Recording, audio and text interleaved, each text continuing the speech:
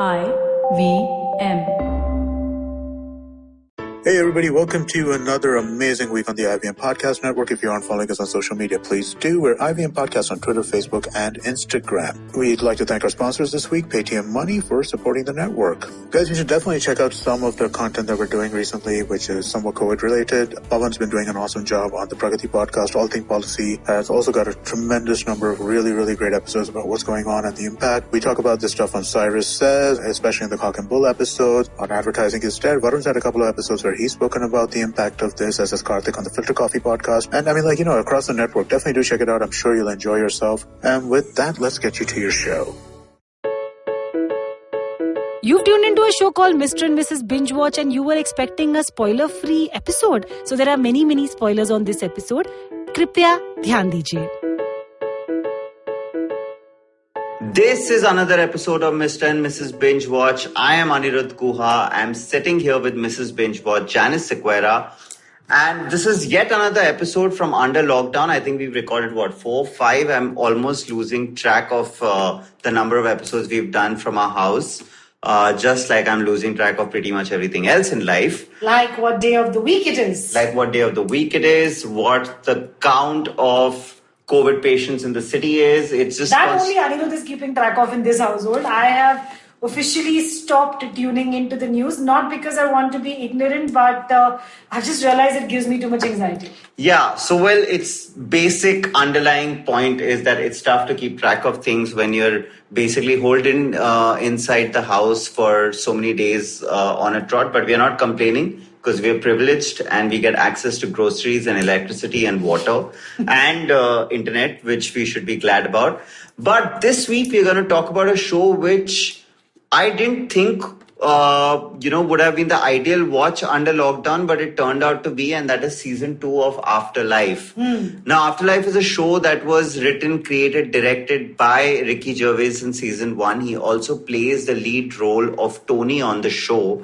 And it's set in a fictional British town called Tambury. And he's a guy who works as a journalist at the Tambury Gazette and who's just recently lost his wife. I'm talking about season 1, which came out last year. And essentially, that's what the show is about. It's about a man grieving the death of his wife.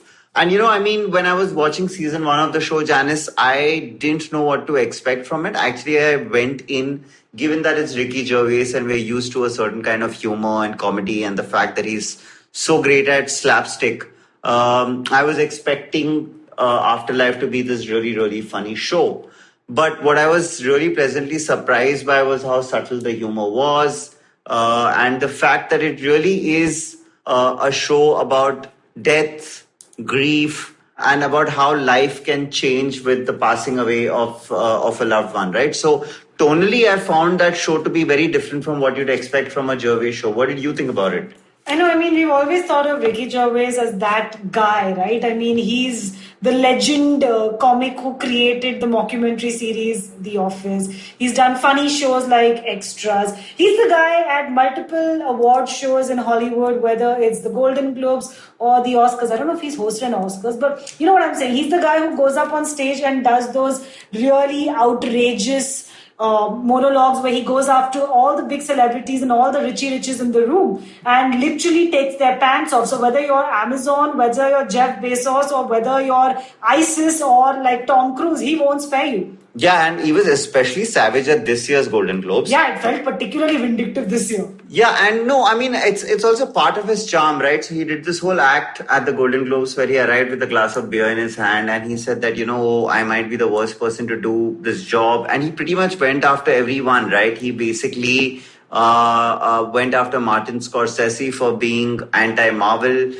He made fun of how old the cast of, his movie is. Of The Irishman is.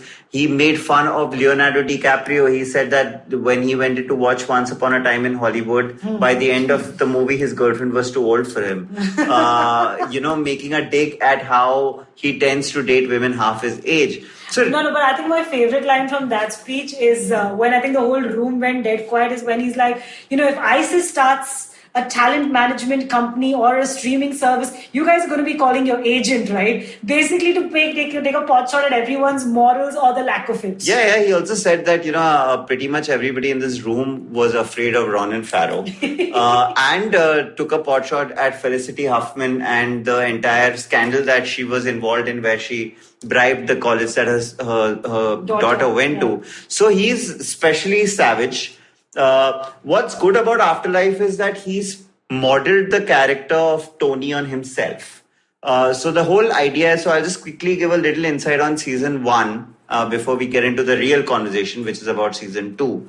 Is that in season 1, he's basically playing a guy who's extremely sardonic, who is just like Gervais on Golden Globes nights, is extremely unrelenting when it comes to taking the pants of people. And he's basically coming from a place of extreme sadness and disgust. In fact, in season 1, the entire arc is that he calls his ability to be rude to people as some sort of a superpower. Because he believes that is his defense mechanism, right? Yeah, to be brutally honest. Not just brutally honest, to actually be sarcastic at all times, because he believes that he's been dealt such a rough hand in life. Why the hell should he be good to anybody at all? Like, he does not believe in goodness, niceness, or any of that. So that provided some really, that created scope for some really funny Rickey Gervais-like moments. For example, he goes after his postman, Pat. He's constantly pulling the leg of his photographer companion, who comes with him on some of the most bizarre stories that he's covering. My favorite moment of season 1 was this one guy who basically believes that after a leakage has happened on his wall, the leakage resembles the face of Kenneth Branagh. Kenneth Branagh, this really well-known actor and director. And the joke was, and this is a real in-joke for people who really follow the movies and know what Kenneth Branagh looks like, is that, Tony comes out of the house and says, what the hell did he mean that looked like Kenneth Branagh? Every stain looks like Kenneth Branagh. Basically because Kenneth Branagh has such an every man-like face. And so I really enjoyed the humor of that show. And I was also a little taken aback by the fact that, there were all these really sad moments, like his wife having left him messages from the deathbed. So I would say season 1 of Afterlife was like something you'd not expect, and it took you by surprise. And so when season 2 came out now, you didn't, again, I was wondering if he'd just build on that, or he would go back to, or he would take a completely different route.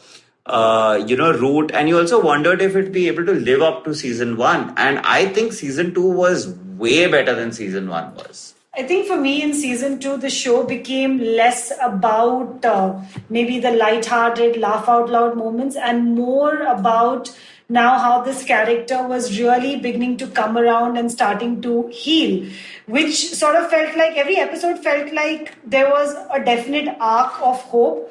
Just when he would start to feel like he's in the shits again, but it was bringing out his softer side, it was bringing out his more sensitive side. The conversations he's had with people in season 2 are all about sort of I love the moments where he takes his co-workers out for coffees. Yeah. Every time they are down in the dumps about something, but those end up being conversations where he's talking to them about his dead wife, but yet there's a message over there as well. Because by the end of it, it's like he's gotten over this one slight hump that maybe he didn't know how to get over himself. Yeah. What's essential to note, and I'm going back to the point that you made about how he took his colleagues out for coffee and all of that, is that the difference between the season 1 arc of Tony and season 2 arc is that he's a lot more empathetic this time. Yeah. It's almost like he believed his superpower was to be a complete asshole, and that worked for him to a point until it stopped working. And now when season 2 opens, it again opens with him being in an extremely depressed state. So actually, when you think about it, his character is dealing with the exact same problems as he did in season 1. So it's not like there's been any growth as such in terms of his issues. Where there has been growth has been in the way the character deals with it. And the fact that you thought, so, when you think of Afterlife, when you look back at 3, 4, how many ever long seasons it is, you are basically seeing the story of a man going through the entire gamut of having dealt with the loss of his wife, right? So it was like phase 1 was denial. right? And now phase 2 is almost him accepting what has happened and still, failing to entirely deal with it. But yeah, you're right. Those scenes are really good because you take people, you're also showing that he's doing something nice and kind, which is unlike Tony, but he's getting something really good out of it too, right? Yeah. And of course, the scenes with Penelope Wilton, who's also another widow who's mourning the loss of her husband and a long marriage that she's had with her spouse. Those scenes are, I think, by far my favorite. I know they're an audience favorite. Yeah. I know you love those scenes as well. Because, I think in season 1 also, when he was being an asshole to everyone else and being brutally honest or telling them off, it's only with the scenes with Penelope Wilton that you'd see a slightly hurt, a slightly more sensitive side. And in this season, they've taken that to a whole new level, where it's almost therapeutic for him and her to hang out together in this graveyard, talk about the people they've loved and lost, and to sort of, talk about how they're going to move on from this chapter in their lives, right? Yeah. And, actually, even in season 1, you're absolutely right. The character played by Penelope Wilton, her introduction, which I think happened around the 3rd, 4th episode, I don't remember because it's been a year since I've watched it, is what really marks the turnaround in his character. Yeah. Even the first season really benefited from her introduction, and I think they've taken it a step ahead in season 2, of course. And you're right, all the scenes are extremely nice and heartwarming. I mean, if I have to sum the entire show up, it's one of those heartwarming, heartbreaking, sort of warm hugs that you would require at a time like this. So, I mean, there are 2 ways to look at it, right? Either you're watching something that is occasionally funny and that gives you some sort of a respite during these troubled times. But more than that, I feel Afterlife is a very cathartic show. If you can have a real good cry, and that's great because sometimes that's what you need to deal with the stress, right? Here's what I'm thinking, and just to sort of compare with the times that we're living in and compare that with the life of Tony on screen in Afterlife, it's like we're all dealing with something unreal and something none of us expected to happen in our lifetime, right? And there are days when you're like, will this shit ever end? But then by the end of the episode, just like Tony, you realize that there is another chapter or something hopeful to look forward to that allows you to move to another day. And for me, that was really the point. Yeah. That's why I think I enjoyed actually watching the show in lockdown in season 2, with you. I didn't probably think so much about season 1. I thought it was a cool show, fun show, interesting show. But season 2 and maybe the time that we live in sort of made the show even more cathartic and also sort of brought it home for me. No, surely. And also this was a better season. And, it's interesting now. It'll be interesting to see how so many of these shows deal with lockdown in their storytelling in future. Because like for example, if you're watching the season 3 of Afterlife, is Tambury gone under lockdown, for example?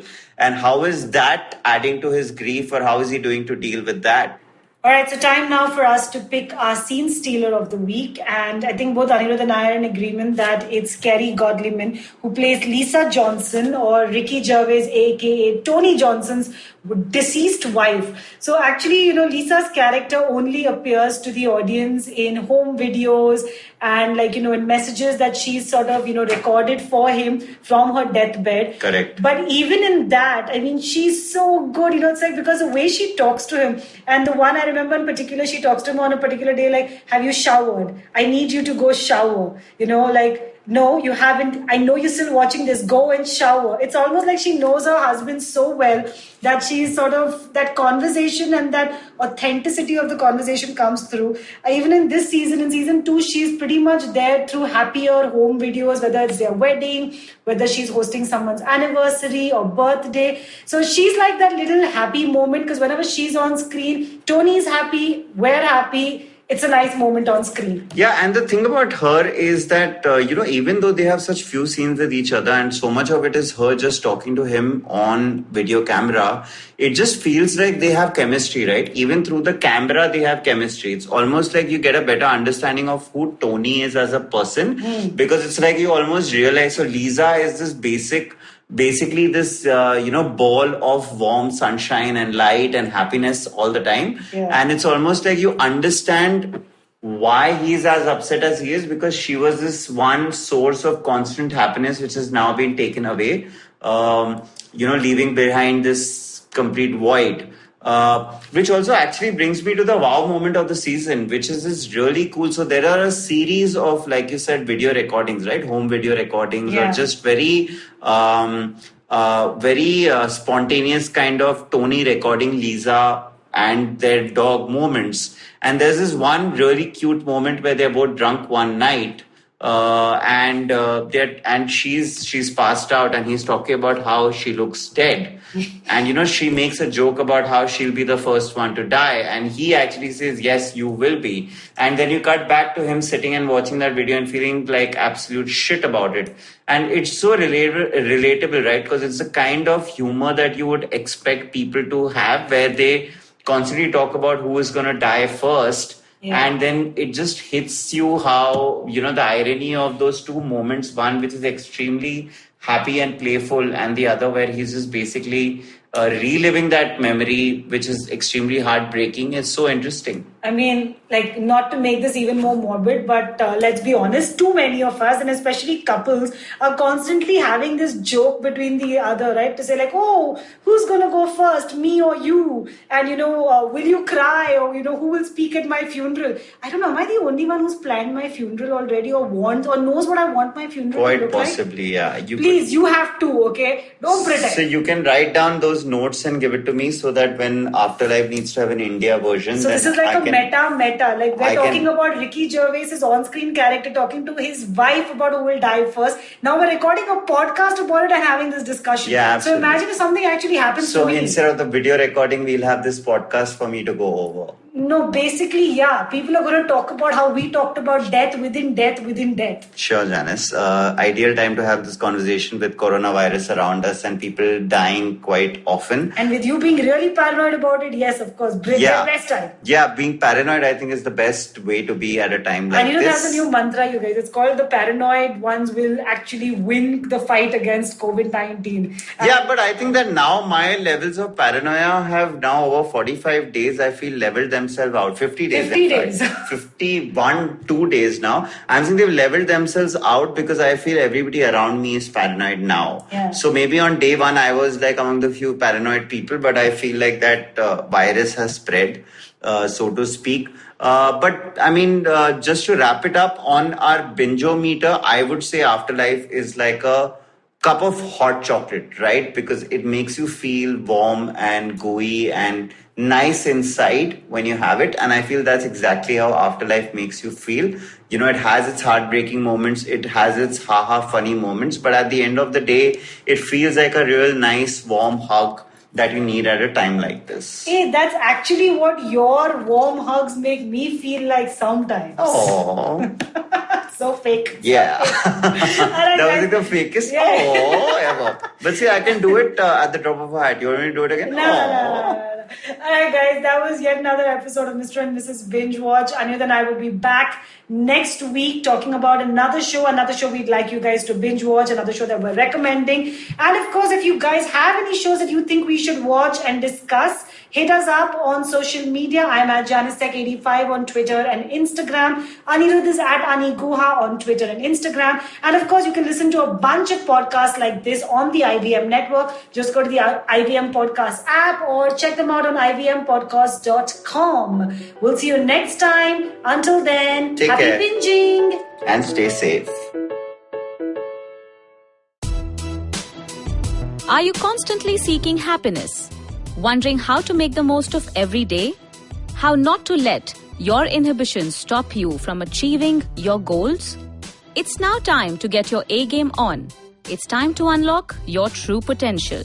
Tune in to the Empowering series with me, Zarina Poonawalla, to feel empowered in all genres of life. From behavioral skills to management skills. From health to relationships. From mental well-being to emotional well-being. And of course, your finances. I've got you covered. With these tips and tricks from me, Zarina, and true life stories from my amazing guests, you're bound to bring your purest to the table. Tune in to the Empowering series with Zarina Poonawalla every Thursday on the IVM Podcast app, website, or wherever you listen to podcasts.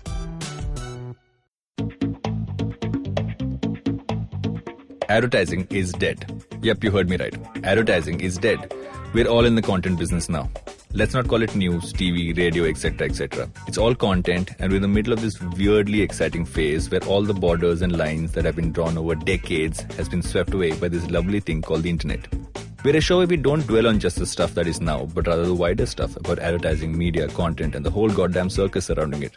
Tune in every Tuesday for our weekly unboxing of the mystery box we used to call advertising. I'm Varun Dugirala, co-founder and content chief at The Glitch, and this is my new podcast, Advertising is Dead.